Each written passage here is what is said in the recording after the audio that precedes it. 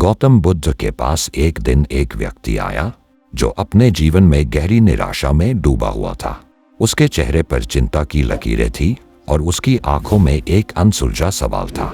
उसने बुद्ध से कहा, भगवान, मैंने हमेशा अच्छे कर्म किए हैं, किसी का बुरा नहीं किया, फिर भी मेरे जीवन में दुख और कठिनाइयां हैं। क्या यह मेरे पूर्व जन्म के कर्मों का फल है? बुद्ध ने शांत भाव से उसकी बात सुनी और एक छोटी सी मुस्कान के साथ उसे एक कहानी सुनाने का निश्चय किया। बुद्ध ने कहा, बहुत समय पहले की बात है, एक गांव में एक गरीब किसान रहता था। वह मेहनती, ईमानदार और नेकदिल था। हर सुबह सूरज के निकलने से पहले ही वह अपनी छोटी सी जमीन पर खेती करने चला जाता और रात तक खेतों में मेहनत करता। लेकिन उसकी फसलें हर बार किसी न किसी कारण से खराब हो जाती। कभी मौसम साथ नहीं देता तो कभी कीट उसकी फसल को नष्ट कर देते। उसने कभी किसी को नुकसान नहीं पहुंचाया था, फिर भी उसके साथ ऐसा क्यों हो रहा था, यह उसे समझ में नहीं आ रहा था। किसान का धैर्य धीरे धीरे टूटने लगा। एक दिन उसने गांव के विद्वान के पास जाकर अपनी परेशानी साझा की। किसान ने विद्वान से पूछा, क्या यह सब मेरे साथ इसलिए हो रहा है क्योंकि मैंने अपने पिछले जन्म में कोई पाप किए थे?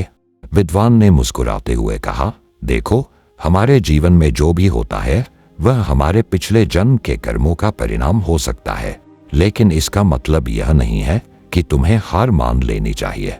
यदि तुम आज अच्छे कर्म करोगे और धैर्य रखोगे तो आज नहीं तो कल इसका फल जरूर मिलेगा। किसान ने विद्वान की बात को गहराई से सुना और अपने मन को शांत किया।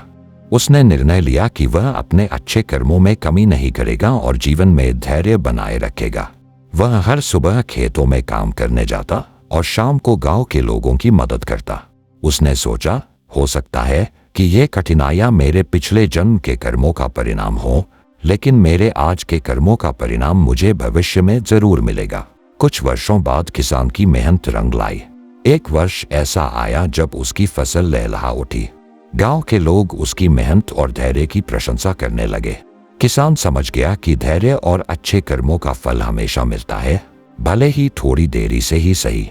बुद्ध ने कहानी को समाप्त करते हुए उस व्यक्ति से कहा, हर कर्म का फल जरूर मिलता है, चाहे वह इस जन्म में मिले या अगले जन्म में।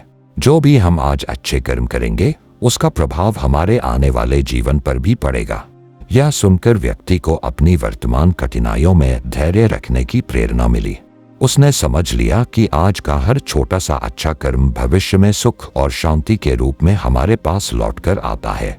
उसने बुद्ध को प्रणाम किया और अपने जीवन में धैर्य और अच्छे कर्मों को अपना उद्देश्य बना लिया। इस कहानी से हमें यह शिक्षा मिलती है कि कर्मों का सिद्धांत अटल है। चाहे वह वर्तमान जीवन हो या भविष्य का, अच्छे कर्मों का परिणाम अवश्य मिलेगा। कठिनाइयां हमें जीवन में धैर्य और सहनशीलता सिखाती हैं। क्या आपने भी कभी अपने जीवन में पूर्व जन्म के कर्मों का प्रभाव महसूस किया है? कमेंट में अपनी राय दें।